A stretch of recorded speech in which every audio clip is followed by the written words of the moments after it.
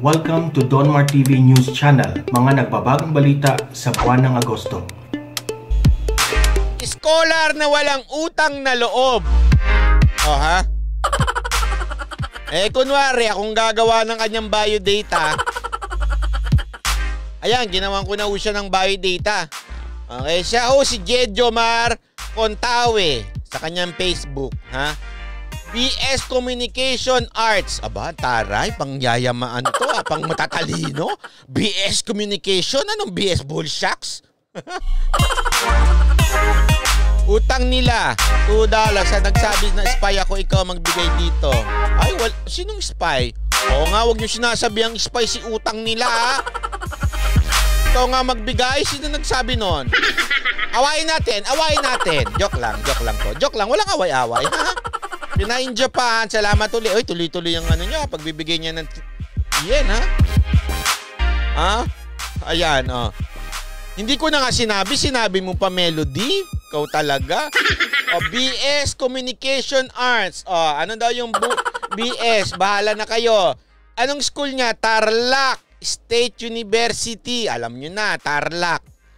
Ano siya? Work experience niya, Associate Editor-in-Chief. O. Associate ka pala. Sa Tarlac State University. O. Anong qualification niya, ha? Pag magbibigay siya ng trabaho, ito bibigay niya. Siya daw ay isang aktivista. Pero hindi daw siya terorista, ha? Sabi niya. Rebellious spirit. Pambihira. Kasi simula pa lang, ayan na kagad, oh. At saka mismong nakasulat yan sa kanyang... ito. Babasahin ko, ha? Pangalan niya ay Jejomar. May kapangalan pa siyang Jejomar na hindi maganda. Yung maitim ang budhi. Wala pong memes dito, puro rants. Tingnan nyo na. Yan ang kanyang ang kanyang pag tiningnan nyo yung kanyang profile, naka-block ako eh. Ay hindi ako makapag-comment. Ewan ko, binlock na kagad ako. Wala pong memes dito, puro rant, sabi ni Jejomar Contawe. Tingnan mo, pag tiningnan mo yung kanyang mga pinapakita dyan, hala, puro karebeldehan. Yung puso nitong batang to, kawawa naman, ano? Okay? Isa pa, ugali niya, ungrateful. Napaka-ungrateful. Alam nyo, ganito yan eh. Pwede naman, Pinain Japan, salamat uli. Alam mo, pwede ka naman maging may against the government. Wala namang problema. Pero kahit papaano, medyo magpasalamat ka naman din. Dahil kahit papaano, naging bunga ka naman. Oo, sabihin na natin, pera naming mamamayan yan. Tax ng bayan yan. Tax ng mga taong bayan yan. Okay? Tama ka naman. Pero syempre, kahit papaano, may mga teacher kayo na nag-aayos, na hinire ng gobyerno na umaasikaso sa inyo, may administration kayo na inasikaso kayo na gobyerno ang nagpapatakbo. Ibig sabihin, nakinabang ka din kahit papaano. Kaya isipin mo na lang kung ako, kumpanya, at ganito yung mababasa ko, ay pambihira. Magdalawang isip na tayo kagad. Bakit? Pambihira, yun yung nagpaaral sa kanya ng 4 na taon, ipasasalamat, wala. Ano sinabi pa? It's not the acting government. Edgar G, salamat sa $5. Happy to see you, Banat from Blair and Edgar Gilardes. Salamat po, Sir Edgar. Di ba ito lang ang nakakainis di ba?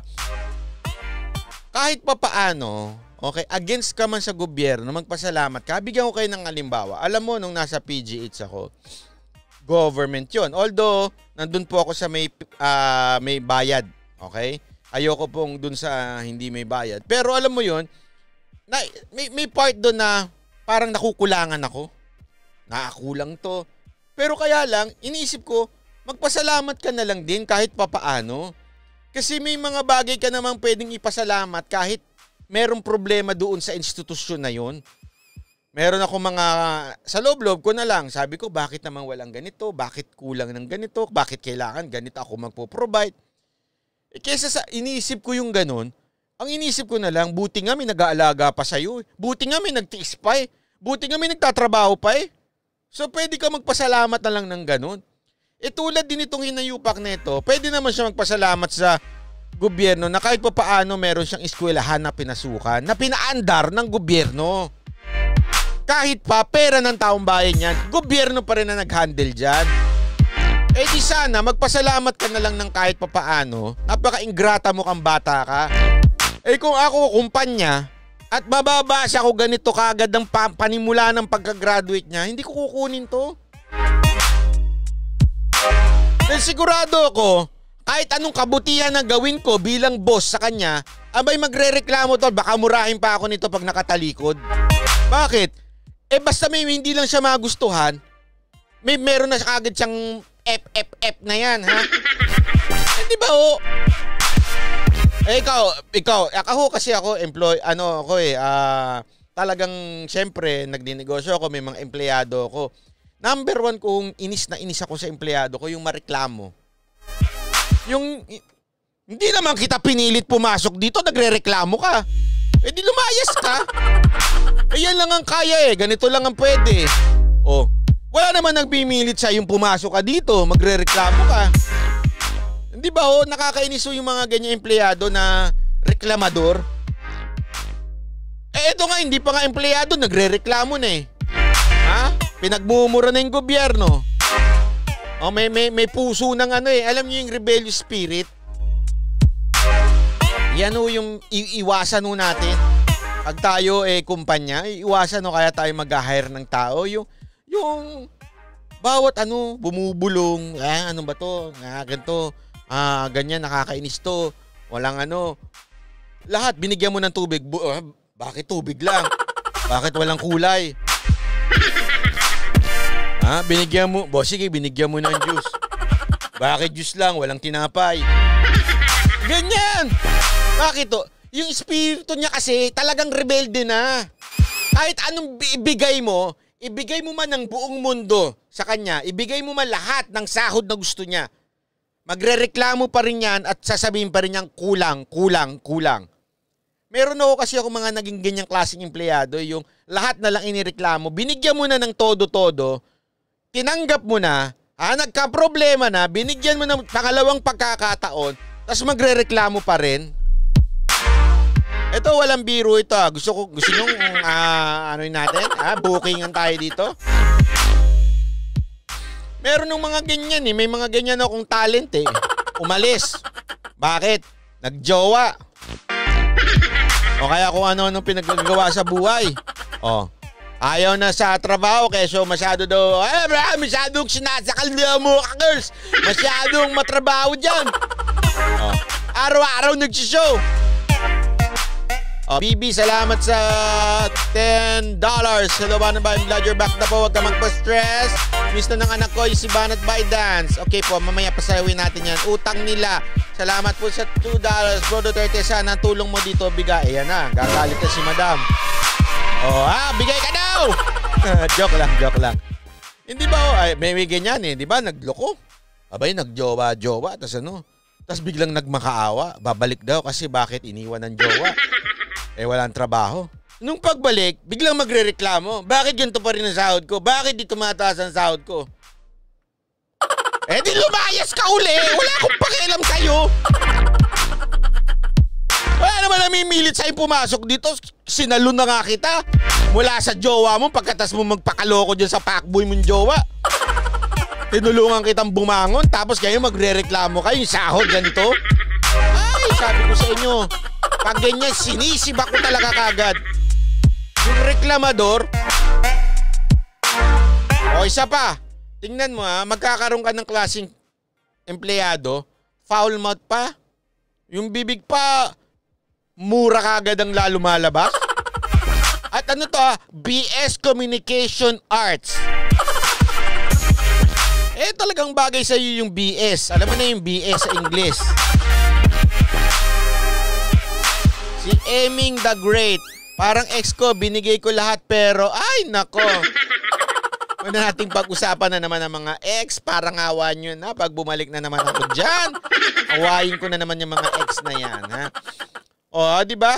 Foul, isipin mo ganito kaagad BS Communication siya natapos, mag-a-apply siya. BS Communication. Kunwari sa boss niya, apply ako BS. Anong tinapos mo? Ito, BS Communication. Tapos biglang, kasi ganito lang ang sahod eh. Ay, ano naman yan? Biglang nagagaganong kagad. Kasi Paul mo, tingnan mo. Mamantakin mo, minura kagad ng gobyerno. Ay, anong in-expect mo? Hindi mo murahin yan yung boss niyan pag nagka-problema? Apple Gesma, salamat po. Tessie Sim, salamat din po sa 5 British pounds.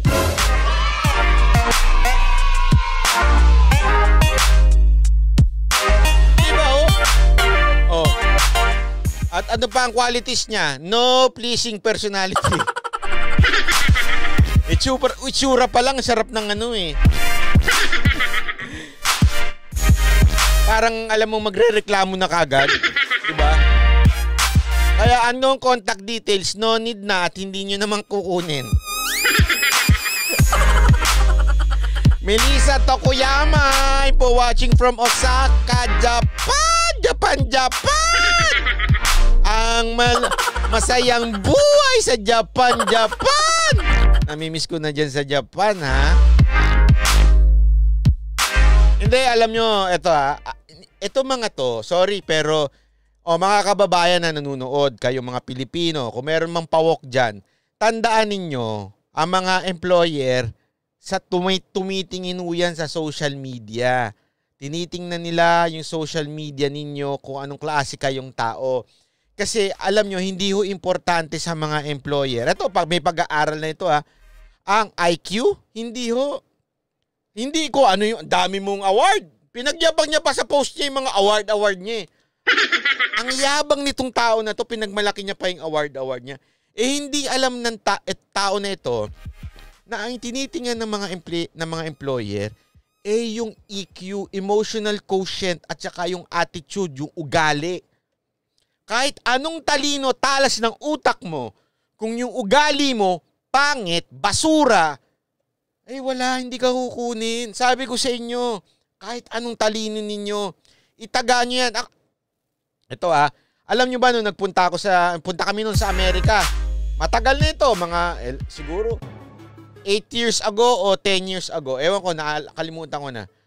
Alam nyo yung immigration, hindi tiningnan yung namin yung visa namin. As in, hindi nila tiningnan. O yung walang tanong. Wala, alam mo kung anong tiningnan? Facebook ng Mocha Girls. Tiningnan lang nila. Anong gagawin nyo dito?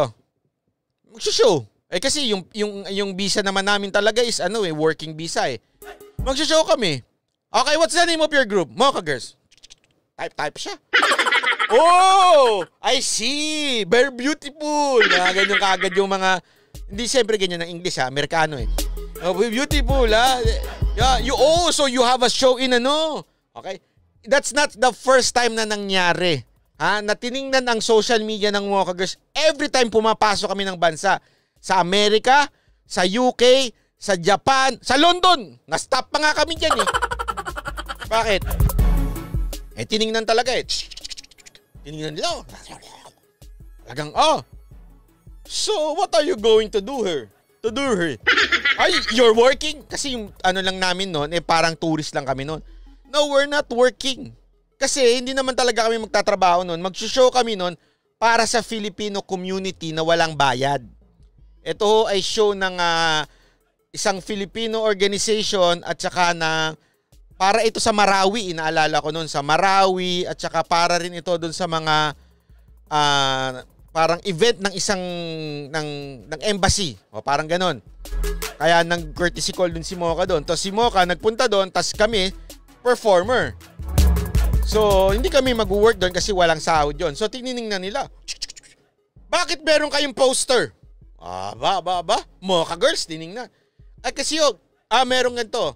In-explain namin, nung nakita na may tatak ng embassy, may ganito, doon pinapasok na kami. Sa madaling salita hindi lang yan pati sa mga immigration, kahit sa pagkuha ng visa, tinitingnan yan. Pati sa pagkuha ng trabahante o ng mga empleyado, tinitingnan ang social media. Tinitingnan ng social media para malaman kung ikaw talaga ay karapat-dapat sa trabaho. Kaya careful kayo. Ito mga kababayan, careful kayo. Kunwari bigla niyong nadesisyon na maglipat kayo ng trabaho. Abay, baka tingnan ng employer ninyo pag mag-a-apply kayo, yung inyong social media. Etong tao na ito. Ay, galit lagi sa gobyerno. Ano ba yan? Aktivista to. Ayoko na.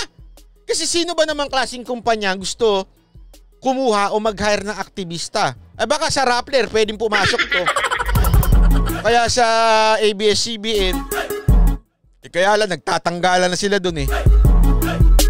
Pero baka yan lang ang pasukan mo, Brad. Ha? Ikaw bata ka, baka ang pasukan mo lang Rappler o kaya ABS-CBN dahil sa ugali mo na aktivista.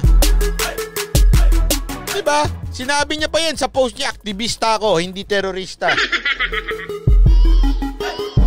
Sabi ko sa'yo, Brad, nagkamali ka sa ginagawa mo. Dahil sa kalokohan mong yan, sayang yung mga award mo, yung sinabit mo sa ulo mo.